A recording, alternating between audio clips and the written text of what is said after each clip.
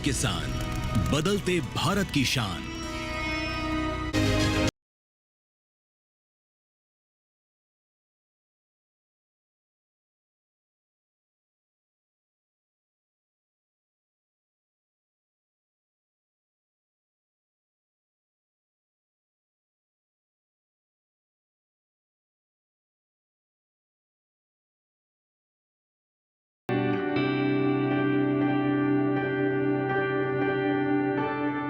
नमस्कार किसान भाइयों और बहनों, आप देख रहे हैं मौसम अलर्ट डीडी किसान पर। मैं हूं आपकी एआई एंकर भूमि। आज हम आपको देश भर में होने वाली मौसम की स्थिति की ताज़ा जानकारी देने जा रहे हैं। आज के मौसम अलर्ट में सभी क्षेत्रों के लिए नजर बनाए रखने की सलाह दी गई है। इन क्षेत्रों को 3 श्रेणियों में बांटा गया है। पहली श्रेणी में वे क्षेत्र हैं जहां कहीं कहीं भारी बारिश और गरज के साथ तेज हवाएं चलने की संभावना है। उत्तराखंड, हरियाणा, पश्चिमी उत्तर प्रदेश, पूर्वी राजस्थान और उत्तर पश्चिमी मध्य प्रदेश। दूसरी श्रेणी में वे क्षेत्र हैं जहां केवल कहीं कहीं भारी बारिश की संभावना है। नागालैंड, मणिपुर, मिजोरम, त्रिपुरा और अंडमान निकोबार द्वीप समूह। तीसरी श्रेणी में वे क्षेत्र हैं जहां कहीं कहीं बिजली की चमक और गरज के साथ तेज हवाएं चलने की संभावना है।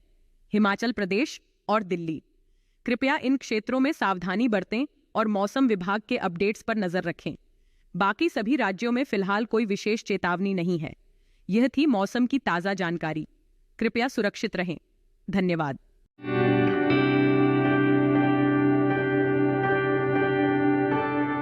नमस्कार, आप देख रहे हैं डीडी किसान। मैं हूं एआई कृष और आज हम असम, नागालैंड, मणिपुर, त्रिपुरा, पश्चिम बंगाल और केरल में होने वाली खेती किसानी से संबंधित सलाहों के बारे में पूरी जानकारी देंगे। असम के किसानों को सलाह है कि वो रब्बी की मक्का की बुवाई के लिए खेत तैयार करने का काम करें। वहीं नागालैंड में अदरक के खेतों से बारिश का फालतू पानी बाहर निकालें। मणिपुर में धान और अन्य फसलों में पर्याप्त जल निकासी की व्यवस्था करें।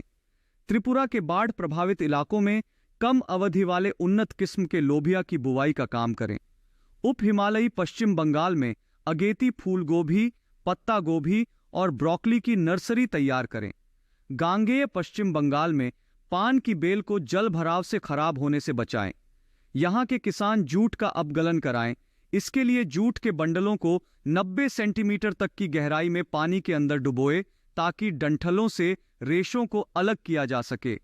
केरल के ऊपरी हिस्सों में धान की रोपाई जारी रखें। केरल के जिन इलाकों में बारिश या तेज हवाओं की संभावना है, वहां के किसान केले के पौधों को सहारा देने का काम करें। यहां के किसान सब्जियों को तेज हवाओं या बारिश में खराब होने से बचाने के लिए शेड लगाएं। केरल के उत्तरी हिस्सों में खेतों से फालतू पानी बाहर निकालें। इसी तरह कृषि और किसानों से जुड़ी हर महत्वपूर्ण जानकारी के लिए हमारे साथ जुड़े रहिए और देखते रहिए डीडी किसान। धन्यवाद। नमस्कार किसान भाइयों और बहनों, आप देख रहे हैं मंडी खबर। मैं हूं आपकी एआई एंकर भूमि। आज हम आपके लिए लाए हैं देश भर की मंडियों से ताजा तरीन भाव। सबसे पहले बात करते हैं अरहर के भाव की। गुजरात की जसदन मंडी में अरहर का भाव 4,900 रुपए प्रति क्विंटल रहा। कर्नाटक की लिंगसुगुर मंडी में अरहर 10,650 रुपए प्रति क्विंटल पर बिकी। उत्तर प्रदेश की मिर्जापुर मंडी में अरहर के सौदे 10,300 रुपए प्रति क्विंटल पर हुए। अब जानते हैं चने के भाव। गुजरात की राजकोट मंडी में चने का भाव 6,855 रुपए प्रति क्विंटल रहा। महाराष्ट्र की पुणे मंडी में चना 7,700 रुपए प्रति क्विंटल पर बिका। राजस्थान की बस्सी मंडी में चने के सौदे 6,720 रुपए प्रति क्विंटल पर हुए। अब बात करते हैं उड़द के भाव की। गुजरात की जूनागढ़ मंडी में उड़द का भाव 7,250 रुपए प्रति क्विंटल रहा। महाराष्ट्र की लासलगांव मंडी में उड़द 7,001 रुपए प्रति क्विंटल पर बिकी। उत्तर प्रदेश की रायबरेली मंडी में उड़द के सौदे 8,975 रुपए प्रति क्विंटल पर हुए। सभी भाव आवक और गुणवत्ता के अनुसार हैं। तो यह था आज का मंडी भाव। आप देखते रहिए डीडी किसान। धन्यवाद।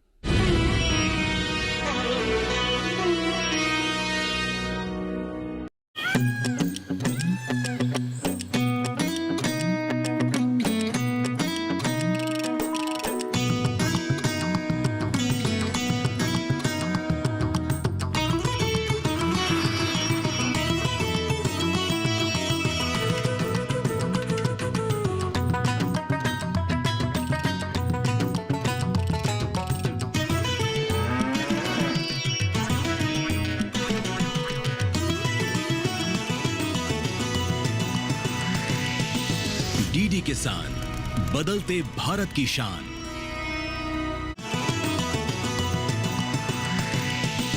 डीडी किसान, बदलते भारत की शान।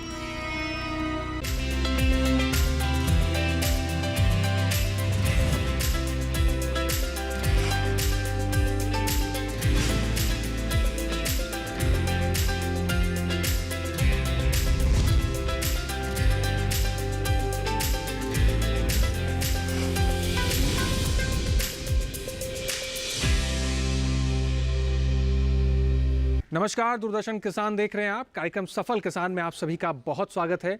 मैं हूं आपके साथ पुलकित शुक्ला। सफल किसान एक ऐसा कार्यक्रम है जिसके माध्यम से हम आपको देश के कोने कोने से ऐसे किसानों से मिलवाते हैं जो खेती किसानी के क्षेत्रों में कुछ कर गुजरने की ठान चुके हैं। वो औरों के लिए प्रेरणा तो बनी रहे हैं, लेकिन बाकी किसान भाइयों की आय को बढ़ाने में भी काफ़ी महत्वपूर्ण भूमिका निभा रहे हैं। आज हम आपको एक ऐसे किसान से मिलवाएंगे जो मेरठ के कृषि विज्ञान केंद्र में कार्यरत हैं और पेशे से वो वैज्ञानिक हैं, लेकिन प्राकृतिक खेती करने की वजह से वो आसपास के इलाकों में चर्चा का विषय बने हुए हैं। आज हम आपको उन्हीं से मिलवाएंगे और प्राकृतिक खेती कर वो कैसे अपनी आय तो बढ़ा रहे हैं और बाकी किसानों के लिए प्रेरणा साबित बन रहे हैं, इसके बारे में आपको विस्तार से जानकारी देंगे। तो उनसे मिलने के लिए और उनकी पूरी दास्तान जानने के लिए चलिए सीधा रुख करते हैं मुजफ्फरनगर।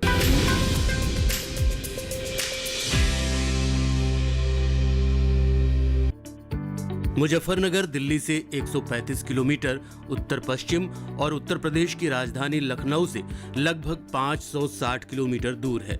मुजफ्फरनगर का महानगरीय शहर कृषि और संबद्ध गतिविधियों के साथ साथ एक औद्योगिक केंद्र भी है।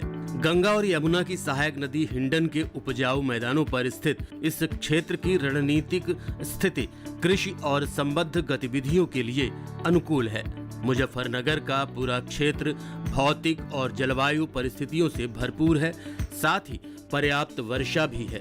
यही कारण है कि यहाँ कृषि विकास को बढ़ावा मिला है। मुजफ्फरनगर जिला नकदी फसलों के साथ साथ गेहूं, बाजरा, मक्का, जौ, आलू और दालें जैसे खाद्यान्न यहाँ के बड़े हिस्से में उगाया जाता है। इसके अलावा इस क्षेत्र में विभिन्न प्रकार के फल और सब्जियां भी उगाई जाती हैं। मुजफ्फरनगर में निश्चित रूप से कृषि पर निर्भर गतिविधियों जैसे पशुपालन, डेयरी फार्मिंग और कृषि आधारित उत्पादों के निर्माण आदि में वृद्धि हुई है। समृद्ध प्राकृतिक वनस्पति की बदौलत मुजफ्फरनगर ने कृषि क्षेत्र में समृद्धि हासिल की है। अब जरा बात कर लेते हैं आज के सफल किसान डॉक्टर जितेंद्र कुमार आर्य की, जो कृषि विज्ञान केंद्र मेरठ में कार्यरत हैं। यहीं अपने 9 एकड़ पैतृक भूमि पर वो देसी गौ आधारित प्राकृतिक खेती कर रहे हैं। इन्होंने मुख्य रूप से 2016 में प्राकृतिक खेती करना शुरू किया था। डॉक्टर आर्य कहते हैं कि प्राकृतिक खेती की मूल पूंजी गाय है। अगर गाय है तो बेहद ही आसान तरीके से प्राकृतिक खेती की जा सकती है। प्राकृतिक खेती एक ऐसी पद्धति है जिसमें खर्च ना के बराबर होता है और मुनाफा अधिक होता है। प्राकृतिक खेती की मुख्य पूंजी क्या है, बता रहे हैं आज के सफल किसान।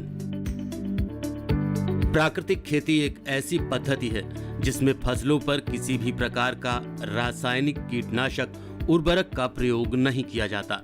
इसमें सिर्फ प्रकृति द्वारा निर्मित उर्वरक, पेड़ पौधों के पत्तों से बनी खाद, गोबर खाद एवं जैविक कीटनाशक का प्रयोग किया जाता है। ये एक प्रकार से विविध प्रकार की कृषि प्रणाली है जो फसलों, जीव जंतु एवं पेड़ पौधों को एकीकृत करके रखती है।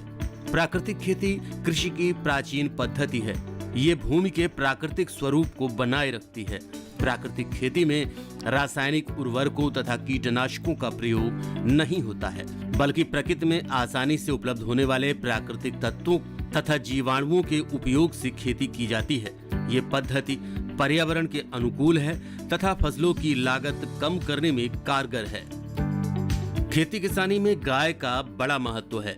ऐसा इसलिए क्योंकि गाय का गोमूत्र एवं गोबर प्राकृतिक खेती में प्रयोग होता है। डॉक्टर आर्य का मानना है कि प्राकृतिक खेती का मूल आधार देसी गाय है और वो इसी के तहत प्राकृतिक खेती कर रहे हैं। सफल किसान जितेंद्र कुमार आर्य ने अपने घर में अलग से जैविक उत्पाद गृह बनाया हुआ है जिसमें प्राकृतिक खेती में प्रयोग होने वाले जैविक उत्पाद का संग्रह करते हैं और इसी जैविक उत्पाद को वो अपने खेतों में प्रयोग कर अच्छा मुनाफा कमा रहे हैं। जैसा कि आप मेरे पीछे देख रहे हैं कि यहाँ पर जीवामृत के ड्रम रखे हुए हैं, तो मैं आपको ये बताना चाहता हूँ कि प्राकृतिक खेती का मूल आधार देसी गाय है। और देसी गाय इसलिए कि देसी गाय के गोबर गौमूत्र का जब एनालिसिस किया जाता है तो उसमें 300 से 500 करोड़ सूक्ष्म जीवाणु 1 ग्राम गोबर में पाए जाते हैं। इसलिए प्राकृतिक खेती का मूल आधार देसी गाय है। हमारे पास अभी वर्तमान में 2 देसी गाय हैं, एक साहिवाल नस्ल की है जिसको आप देखेंगे और एक थारपारकर नस्ल की है। ये दोनों गायें प्राकृतिक खेती के लिए बहुत ही अच्छी नस्ल की गायें हैं। डॉक्टर आर्य जैविक उत्पाद बनाने के लिए अलग अलग ड्रम का प्रयोग करते हैं और इस ड्रम में अलग अलग उत्पाद को संग्रहित करते हैं। तो आइए उन्हीं से जानते हैं कि जैविक उत्पाद बनाने की प्रक्रिया क्या है और इसमें क्या क्या इस्तेमाल लाया जाता है। सबसे पहले बात करते हैं जीवामृत की। ये आप देख रहे हैं मेरे पीछे जीवामृत के ड्रम रखे हुए हैं। तो जीवामृत बनाने के लिए हमें 5-6 चीज़ों की आवश्यकता होती है। देसी गाय का गोबर 10 किलो, देसी गाय का मूत्र 10 लीटर, गुड़ 1.5 से 2 किलो, बेसन 1.5 से 2 किलो, 500 ग्राम पुराने पेड़ के नीचे की मिट्टी और 180 लीटर पानी। इस सारी सामग्री को हम ड्रम में भर देते हैं और फिर सुबह शाम लकड़ी के डंडे से इसको घुमाते हैं घोलने के लिए, ताकि ये सारी सामग्री अच्छी प्रकार से घुल जाए और सूक्ष्म जीवाणुओं की गतिविधियाँ सही ढंग से होने लगे। पूरे ड्रम में यानी कि पानी में नीचे तक वायु का संचार ठीक प्रकार से होने लगे, इसलिए इसको हम घुमाते हैं। ये जो हमने जीवामृत इस तरह विधि से तैयार किया, ये सर्दियों में 5 दिन में, गर्मियों में 3 दिन में तैयार हो जाता है। और इसको हम सर्दियों में अधिकतम 15 दिन तक, गर्मियों में अधिकतम 7 दिन तक स्टोर कर सकते हैं। फिर इसको हम सिंचाई के पानी के साथ खेत में इसका प्रयोग करते हैं। अगर किसान ज्यादा से ज्यादा प्राकृतिक खेती करे तो कम लागत तो लगेगी ही, पानी की भी अच्छी खासी बचत होगी। ऐसा इसलिए क्योंकि प्राकृतिक खेती करने से जमीन में पानी की सोखने की क्षमता बढ़ती है। अगर वर्षा कम भी हो तो भी लंबे समय तक खेतों में जल की उपलब्धता बनी रहती है। इसलिए किसानों के बीच प्राकृतिक खेती का प्रचलन लगातार बढ़ता जा रहा है, क्योंकि इस खेती में देश के किसानों को अधिक लाभ प्राप्त होता है। सही मायने में देखा जाए तो पर्यावरण की दृष्टि से भी प्राकृतिक खेती करना काफी लाभदायक है। जैसा कि हमने बताया, इसमें किसी भी तरह के रसायन का इस्तेमाल नहीं किया जाता है। प्राकृतिक खेती में सबसे अधिक बायोमास, माल्चिंग, गाय के गोबर एवं गोमूत्र के इस्तेमाल पर अधिक जोर दिया जाता है। प्राकृतिक खेती करने से भूमि के जलस्तर में वृद्धि होती है, साथ ही साथ इसमें मिट्टी, खाद्य पदार्थ और जमीन में पानी के माध्यम से होने वाले प्रदूषण में भी कमी आती है।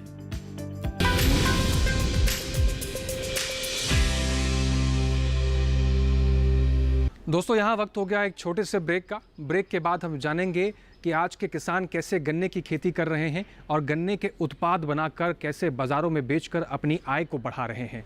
तब तक आप बने रहें और देखते रहें सफल किसान।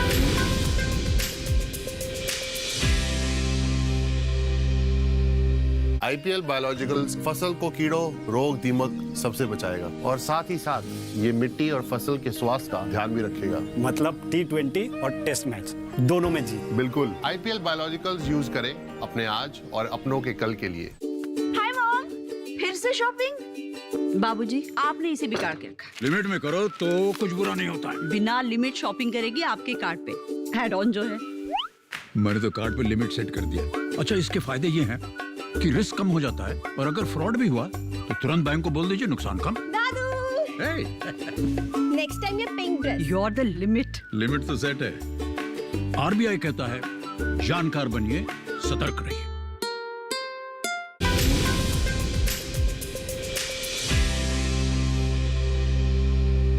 ब्रेक के बाद एक बार फिर से आप सभी का स्वागत है। कार्यक्रम सफल किसान देख रहे हैं आप।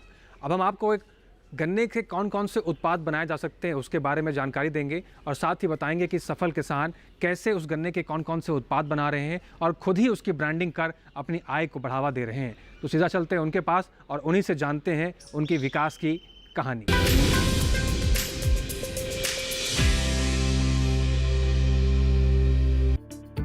जितेंद्र कुमार आर्य को प्राकृतिक खेती करने का आइडिया तब आया जब उनके बेटे गुरुकुल कुरुक्षेत्र से पढ़ाई कर रहे थे। पढ़ाई के दौरान उन्होंने वहां हो रहे प्राकृतिक खेती के महत्व को समझा और वापस लौटने के बाद अपने पिता से राय मशवरा लेकर प्राकृतिक खेती की शुरुआत की।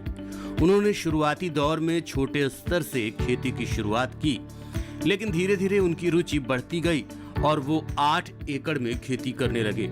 डॉक्टर आर्य ने प्राकृतिक खेती में गन्ने की खेती को सबसे ज्यादा तवज्जो दी और गन्ने की खेती भी करने लगे। गन्ने की खेती करने के साथ साथ उन्होंने सोचा कि क्यों ना इनके उत्पाद भी बनाए जाएं और इसकी मार्केटिंग भी खुद ही करें। इस तरह से उन्होंने इस काम में सफलता पाई और गन्ने की खेती के लिए इन्हें गन्ना विभाग द्वारा पुरस्कृत भी किया गया है। इस प्राकृतिक खेती की शुरुआत कहाँ से हुई ये थोड़ा सा बताना चाहूँगा। मेरा बेटा गुरुकुल कुरुक्षेत्र में पढ़ता था। वहाँ पर उसने देखा और वो वहाँ से प्रेरित हुआ और उसने फिर वहाँ से पास आउट करने के बाद घर पे आके प्राकृतिक खेती करना प्रारंभ किया और लगभग हम लोगों को 8 साल प्राकृतिक खेती करते हुए हो गए हैं। जैसे कि हमारी मुख्य फसल गन्ना है, तो गन्ने को तैयार करने के बाद हम उसको प्रोसेसिंग करते हैं और उसकी मार्केटिंग और ब्रांडिंग करते हैं।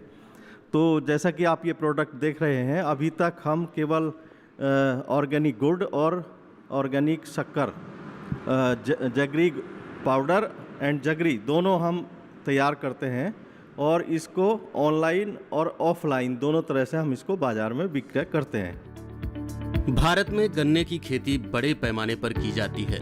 गन्ना उत्पादन के मामले में उत्तर प्रदेश सबसे आगे है। यहाँ की मुख्य फसल गन्ना है। गन्ने में सहफसली का बड़ा ही महत्व है। सहफसली खेती में एक ही खेत में 2 फसलें उगाने की तकनीक है। मुख्य फसल की 2 कतारों के बीच में जल्दी पकने और बढ़ने वाली धनी फसलें बोई जा सकती हैं। रबी के मौसम में मुख्य फसलों के साथ साथ सह फसलों को लेने से किसानों को उनकी जमीन में न केवल कुल उत्पादन बढ़ाने में सहायता मिलती है, बल्कि प्रतिकूल परिस्थितियों में नुकसान कम होने की संभावनाएं बढ़ जाती हैं। इससे अलग अलग खेती में लगने वाली लागत भी कम आती है और मुनाफा भी ज्यादा मिलता है। देखा जाए तो एक तरह से सहफसली खेती का ज्यादा से ज्यादा इस्तेमाल करना सोने पे सुहागा जैसा काम साबित होता है। जैसा कि आप देख रहे हैं, ये हमारा 8 एकड़ का फार्म है और हमारी मुख्य फसल गन्ना है और गन्ने में भी हम लगभग 30 से 40% क्षेत्रफल असोजी गन्ने का रखते हैं, ताकि शरदकालीन मौसम में, रबी मौसम में हम गन्ने के साथ सहफसली आसानी से कर सकें। गन्ने की खेती अगर कृषि विभाग से परामर्श लेकर सही तरीके से की जाए तो फायदे का सौदा साबित हो सकती है। गन्ने की खेती में बहुत सारी बातों का ध्यान रखना होता है कि कौन सी विधि से गन्ने की खेती की जाए जिससे उपज बढ़िया और फायदा ज्यादा हो। अगर बात करें विधि की तो ट्रेंच विधि बेहद उपयोगी मानी जाती है। ट्रेंच विधि से गन्ना की खेती करने के लिए 2 आंख वाले गन्ने के टुकड़ों को क्यारी विधि से उगाया जाता है, जिसके तहत प्रति मीटर क्षेत्र में 10 गन्ने लगाए जा सकते हैं। बुआई के बाद से इस फसल की देखभाल और प्रबंधन कार्यों में सावधानियां बरतनी होती हैं, जिसके बाद गन्ने की आंखें ठीक तरीके से उगने लगती हैं। इसके लिए खाद पानी के अलावा कीट रोग नियंत्रण से जुड़े कामों की निगरानी और रोकथाम की खास जरूरत होती है। मैं थोड़ा सा ब्रीफ में आपको ये बताना चाहता हूँ कि गन्ने की प्राकृतिक खेती करें तो कैसे करें। शुरुआत खेत की तैयारी करने के बाद इसमें ट्रेंच विधि से कूड़ निकाल देते हैं और कूड़ में 400 केजी पर एकड़ घन जीवामृत का प्रयोग करते हैं। उसके बाद टुकड़ों की ट्रांसप्लांटिंग कर देते हैं, प्लांटिंग कर देते हैं, टुकड़ों को खूंड में डाल देते हैं और फिर उनके ऊपर हल्की सी मिट्टी ढक देते हैं। उसके बाद हम पानी से सिंचाई करते हैं और सिंचाई के पानी के साथ 200 से 400 लीटर प्रति एकड़ जीवामृत का प्रयोग करते हैं। इस प्रकार हम अच्छे ढंग से बुआई करके गन्ने की पैदावार आगे ले सकते हैं। फिर फरवरी मार्च से शुरू करते हैं हम इसमें स्प्रे जीवामृत का पहला स्प्रे हम करते हैं, जिसमें 100 लीटर पानी लेते हैं और 5 लीटर इसमें जीवामृत लेते हैं। ये पहला छिड़काव हम करते हैं फरवरी एंड में। फिर पहले छिड़काव के 21 दिन बाद दूसरा स्प्रे करते हैं, जिसमें पानी लेते हैं 150 लीटर और जीवामृत लेते हैं 15 लीटर। तीसरा स्प्रे करते हैं दूसरे स्प्रे के 21 दिन बाद, उसमें पानी लेते हैं 200 लीटर और जीवामृत लेते हैं 20 लीटर। चौथा स्प्रे करते हैं हम खट्टी छाछ का। खट्टी छाछ का स्प्रे करने से हमारे जो गन्ने में आने वाले रोग हैं, जो फफूंदी जनित रोग हैं, वो अच्छे ढंग से नियंत्रित हो जाते हैं। अगर हैं तो नियंत्रित हो जाते हैं और नहीं है तो फिर आगे रोग आने की संभावना न के बराबर हो जाती है। 100 लीटर पानी में 3 लीटर खट्टी छाछ का हम घोल बनाकर स्प्रे करते हैं। यदि कीटनाशक बोरर वगैरह का अटैक होता है तो फिर हम अग्निअस्त्र का निर्माण करते हैं, और यदि रस चूसने वाले कीड़ों का प्रकोप होता है तो हम इसमें नीमास्त्र का प्रयोग करते हैं। इस प्रकार हम प्राकृतिक खेती में कम लागत में गन्ने की अच्छी पैदावार प्राप्त कर सकते हैं। कृषि विशेषज्ञों की माने तो साधारण विधि के मुकाबले ट्रेंच विधि से गन्ने की फसल को लगाने में लागत कम और उत्पादन काफी हद तक बढ़ जाता है। इस विधि से खेती करने पर खरपतवारों और जलभराव की समस्या भी नहीं रहती है। रिसर्च में पाया गया कि ट्रेंच विधि से उगाए गए गन्ने की रस में मिठास भी ज्यादा होती है। इस विधि में समय समय पर खाद पानी का भी खासा ख्याल रखना होता है, तब जाकर गन्ने की फसल बेहतरीन होती है।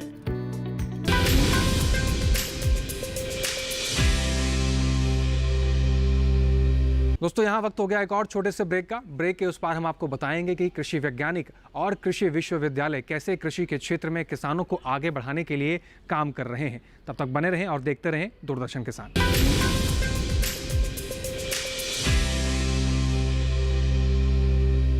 मिले मिले मिले हाँ, छुआ जिसे करेगा यार।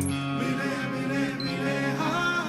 हम यूं ही मिलकर इस नए भारत में 4 चांद लगाते रहेंगे, बस एक नए नाम के साथ और आपके भरोसे के साथ। L&T स्विच गियर बिजनेस अब बन गया है लॉरेट्स नुत्सन।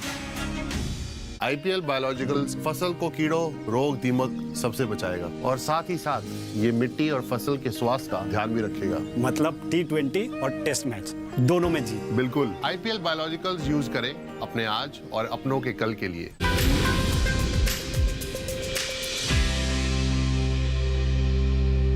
ब्रेक के बाद एक बार फिर से आप सभी का स्वागत है कार्यक्रम सफल किसान में। अब हम आपको बताएंगे कि कृषि वैज्ञानिक और कृषि विश्वविद्यालय सफल किसान को सफल बनाने के लिए कितनी महत्वपूर्ण भूमिका निभाते हैं, कैसे वो सफल किसान को मदद करते हैं, कैसे उनको आगे बढ़ाते हैं, कैसे ट्रेनिंग देते हैं। इन तमाम सभी चीज़ों के बारे में आइए जानकारी लेते हैं।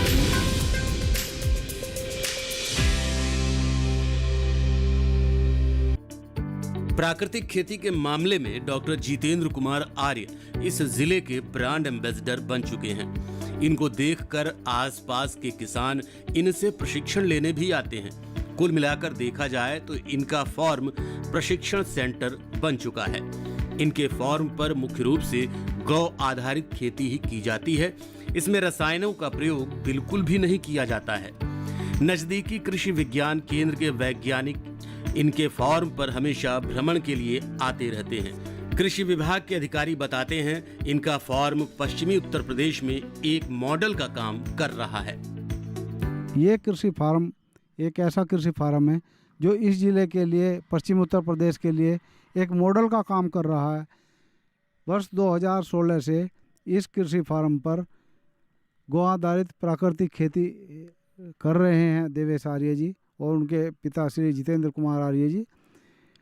मैं लगातार इस फार्म की विजिट करता रहता हूँ। जैसा कि अभी आप पीछे बोर्ड भी देख रहे होंगे कि हमने यहाँ गन्ने में सरसों की मतलब इंटरक्रॉपिंग कराई थी, जिसके उपज बहुत अच्छी रही है। तो मैं इस कृषि फार्म के लिए और भी किसान हमारे कृषक भाई यहाँ आते रहते हैं, जो यहाँ आके काम सीख कर जाते हैं। कृषि विभाग एवं सरदार वल्लभ भाई पटेल कृषि एवं प्रौद्योगिकी विश्वविद्यालय किसानों के हित में प्रशिक्षण एवं अन्य कार्यक्रमों के माध्यम से किसानों को जागरूक करते रहते हैं। उन्हें तरीके सिखाते हैं कि कैसे खेती में कुछ नया किया जा सके। कृषि विज्ञान केंद्र एवं कृषि विश्वविद्यालय के माध्यम से किसानों की खेती से संबंधित प्रमुख समस्याओं का उपचार किया जाता है। कृषि वैज्ञानिक किसानों को बताते हैं कौन सी तकनीक सर्वश्रेष्ठ होगी। आमतौर पर स्थानीय कृषि विश्वविद्यालय के साथ जुड़े हुए ये केंद्र भारतीय कृषि अनुसंधान परिषद और किसानों के बीच अंतिम कड़ी के रूप में काम करते हैं। प्रसार निदेशालय कृषि विज्ञान केंद्र के माध्यम से तकनीकी हस्तांतरण में अपना योगदान दे रहा है, जिसमें हमारा जो मुख्य रूप से हम जो खेती में लगे किसान भाई हैं उनके लिए, महिलाओं के लिए और खेती में युवाओं का रुझान बढ़ाने के लिए हम तकनीकी रूप से उनको सशक्त बनाने में लगे हुए हैं। जिसमें मुख्य रूप से अगर हम कहें तो क्रॉप रेजिड्यू मैनेजमेंट, क्योंकि फसल अवशेष प्रबंधन की बहुत आवश्यकता है पश्चिमी उत्तर प्रदेश में, जहां पर धान और गेहूं का फसल चक्र है और गन्ने में भी है। जहां पर पराली जलाने की बात होती है, गन्ने की पत्ती जलाने की बात होती है, वहां पर हम किसान भाइयों को जागरूक करने का कार्य कर रहे हैं। और बहुत सारी ऐसी तकनीकी है जिससे जल को बचाया जा सकता है। ड्रिप इरिगेशन है, स्प्रिंकलर है, उसके बारे में भी उनको बहुत सारे अवेयरनेस प्रोग्राम के माध्यम से जागरूक किया जा रहा है। डॉक्टर जितेंद्र कुमार आर्य जैसे किसानों को देखकर दूसरे किसान भी इनसे प्रेरित होकर इनके जैसा प्रगतिशील किसान बनना चाहता है। हर किसान की इच्छा होती है कि उनकी फसल का बेहतर उत्पादन मिले एवं थाली में शुद्ध आहार मिले। इन सब बातों को ध्यान में रखते हुए प्राकृतिक खेती किसानों के लिए बेहद ही लाभकारी साबित होगी।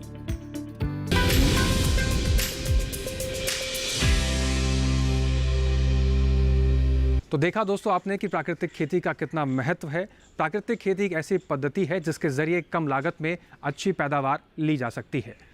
आज के इस कार्यक्रम में हम आपको ऐसे ही किसान से मिलवाया जिन्होंने प्राकृतिक खेती अपनाकर अपने जीवन को नई रफ्तार दी है और खेती किसानी में आगे बढ़े हैं। हम ऐसे तमाम किसानों से आपको इस कार्यक्रम से मिलवाते हैं। हमारा ये कार्यक्रम आपको कैसा लगा? इस कार्यक्रम को लेकर आपके कोई भी सुझाव या कोई भी सलाह है तो आप हमें पत्र लिख सकते हैं। पत्र लिखने के लिए आप हमारा पता नोट कर लीजिए। सफल किसान, कमरा नंबर 77, CPC दूरदर्शन, खेलगांव, नई दिल्ली 110049। इसके अलावा आप हमें ईमेल के जरिए भी अपनी सलाह या अपनी सुझाव हमें भेज सकते हैं। हमारी ईमेल आईडी है safalkisandd@gmail.com। सफल किसान के इस कार्यक्रम से जुड़े आपके जो भी सुझाव और सलाह है, हमें उनका इंतजार रहेगा। हम फिर से हाजिर होंगे ऐसे सफल किसान की कहानी लेकर। तब तक आप बने रहें और देखते रहें दूरदर्शन किसान। नमस्कार।